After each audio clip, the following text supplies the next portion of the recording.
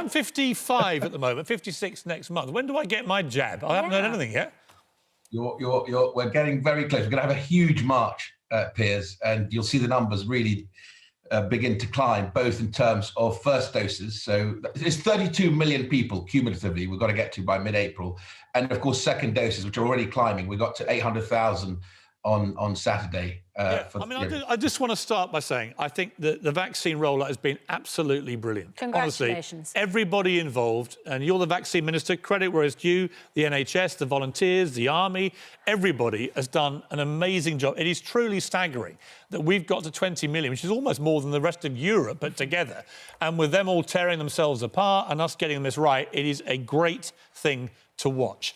However, and there's always a however in this pandemic, it seems, we now have the Brazil variant, the one that people are most worried about. In the country, 6 cases have been identified. The one that really concerns me is the one who's just disappeared off the radar because he didn't fill in a form.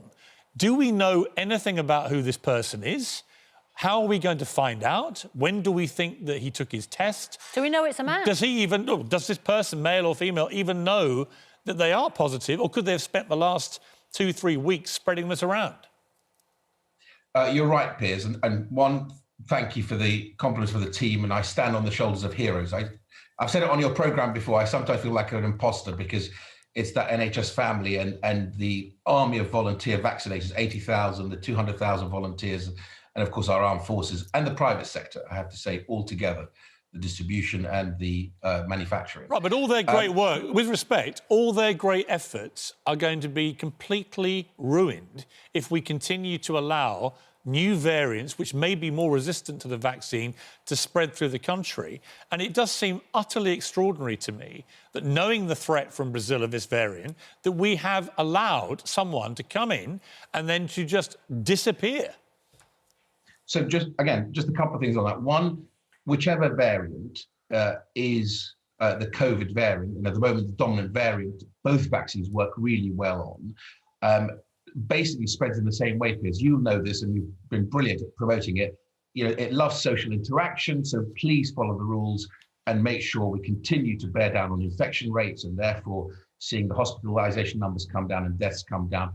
And we're seeing good data from the vaccines impact on that infection rate and, of course, hospitalization and death. On this particular variant, so the P1 Brazilian variant is very similar to the South African variant, which we've been dealing with for several weeks now. And the way we've been dealing with it is that we genome sequence more than any other country pretty much in the world.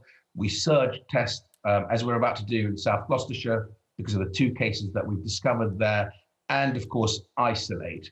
The South Gloucestershire case, they came in and they filled in everything from they did the pre-departure test, they filled in the passenger locator form, they isolated, and we are, confident. Yeah, but where is the one who's disappeared? And here's the reason I'm asking this and so concerned about it. This P1 variant was first detected outside of Brazil in travellers to Japan on January the 2nd. We're now in March. On the 15th of January, it took us 2 weeks for the UK to ban passengers arriving from various South and Central American destinations. On the 16th of January, Professor John Edmonds from the SAGE committee told BBC Radio 4 it was likely the Brazil variant was in the UK. Then we found it detected in other countries. 27th of January, nearly a month after we first know about this, Boris Johnson hints at hotel quarantine plans. It carries on being detected in other countries, including Spain, Italy, France. 5th of February, the government confirms plans to introduce hotel quarantine, but then doesn't do it until the 15th of February, and so on. And here we are now in March, and we find that because of all this dithering and delay and failure to protect the border properly and failure to have a proper testing system, someone has got through the net who's got the Brazilian variant, and we believe probably tested this on the 14th or 15th of February, so has now had 2 weeks walking around, presumably without knowing they've got this, spreading it to God knows who. And you don't know who it is. You don't even know where they are or what part of the country it is. So how do you surge test this person that we don't even know anything about? So the third case, which is the person that you're talking about, we think it's most likely they would have had a home test kit or a test kit given to them by the local authority. And what we're asking through your program and others, if you've had a test on the 12th or 13th of February and haven't had your result yet because this individual didn't fill in the test card details, then please come forward and call 119. But why are you telling us now? We're in March. This was 2 weeks ago. I'm about to get, so you had lots of questions there in your earlier single question. I'm about to get to that. One is that if you look at the border controls, they're pretty stringent. The individual who came in, who we know about, actually had the pre-departure test, which was negative. They filled in the passenger locator form, which is why we know where they are, and they isolated. Now, we don't know where they are, though.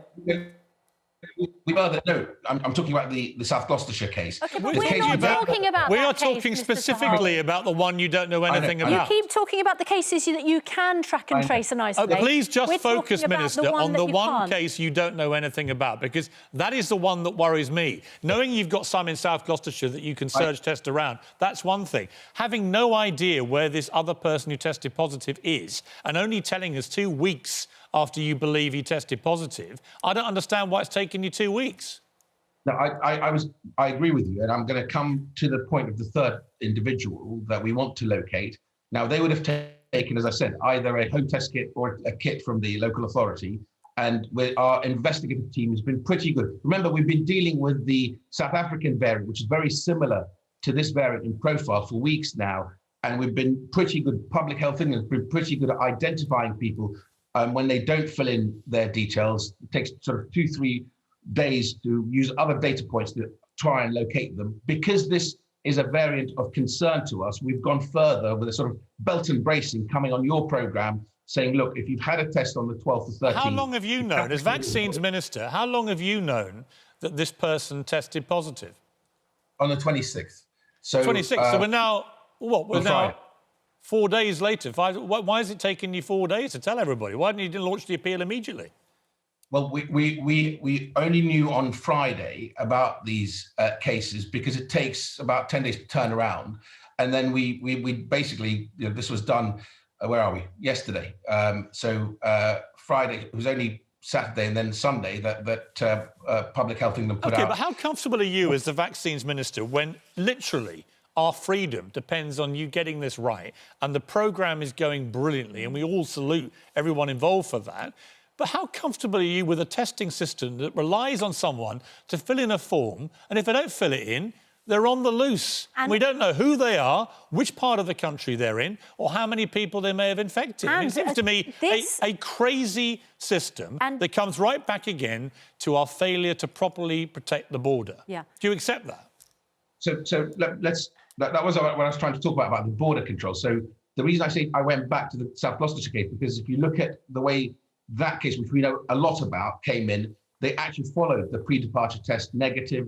They had a passenger locator form and isolated. So other countries, what you're saying to me is, look, Australia does it better. They have even more stringent border controls. But even in Australia, they still have variants that they challenge them in the way we are dealing with the South African variant or now the Brazilian variant. But they know when they flare up, they know where they flare up. What worries me about this one case is that you right now, as the government, have absolutely no idea who it is or which part of the country they're in. That's got to be troubling to you, isn't it? It troubles me. Of course it is, Piers. Now, the one thing that we are, in many ways have an advantage in is the gene testing, the gene sequencing, forgive me, of the different variants. So we conduct about almost 50% of all the sequencing of the different variants of COVID. It's why we're able to come on this program and rapidly say, look, we've picked up the P1 variant from Brazil, which is similar to South African variant, which we've been, if you look at track records and in terms of confidence, we've been dealing, or Public Health England has been dealing with the South African variant really, really well, both in terms of sequencing rapidly, very quick surge testing and isolation. But what this shows, Mr. Zahawi, is, I think, two really critical things. And the first is that we were too late to introduce hotel quarantine. These cases had already come back from countries where they would now be isolated under hotel quarantine. And the second is that we have a multi-billion-pound track and trace system, but we have a system where people get kits, test themselves, they might be positive, and then we can't get in contact with them to tell them to isolate. Now, this is a particularly worrying case because it involves a new variant. But how many people are getting access to kits and not giving you their contact details? How do we have a multi-billion-pound programme where you can't actually track people? So that's a great question. And what I would say to you is look at the track record of dealing with a similar variant, the South African variant, over several weeks now. One of the advantages we have is the genome sequencing capability. Sorry, but my question is, how many people are doing a test and not filling in the contact details? Because there's not a lot of point if we've got a track and trace and isolate system if you can't, once you've tested positive, just spell it out. Why are we leaving it? Why are we leaving it to isolate? But why are we leaving it to people to decide whether they're going to or not? So normally the test investigative team will find someone who hasn't filled in their correct test card, in about 2-3 days using other data points. In this case, because it's the Brazilian P1, we've sort of gone further to try to belt and brace this by basically coming on your show and saying, look, if you've been tested on the 12th or 13th of February and you haven't had your results yet, please get in touch with 119. That's why we're doing it. I think if you look at our track record in dealing with the South African variant, which is similar to this variant, then it's been pretty good. Now, Australia is an example that people cite saying they've gone further.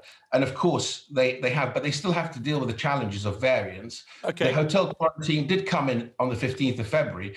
This person in South Africa came in on the 10th, but actually the stringent border controls actually worked because they had a pre-departure test, which was negative.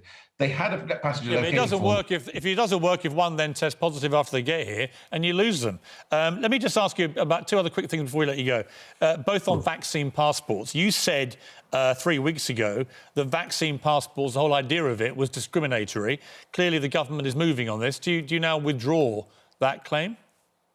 No, actually, quite the opposite. The reason that the Prime Minister has asked Michael Gove to look at this, because it does raise ethical, all sorts of issues for the UK economy to have to deal with. Internationally, I did say that, obviously we would facilitate vaccine certification if other countries, which looks like what they're about to do or the direction of travel, and we want to lean into that and shape it internationally so that a vaccine certification is one can be authenticated, and of course there's a protocol globally to allow people to travel much more freely once the world is vaccinated. But test certification as well. We already have a system of pre-departure test requirement in the UK. The internal use of vaccine certification or test certification to open up the economy is now being reviewed by Michael Gove because it does raise a number of issues that we do need to look at very carefully.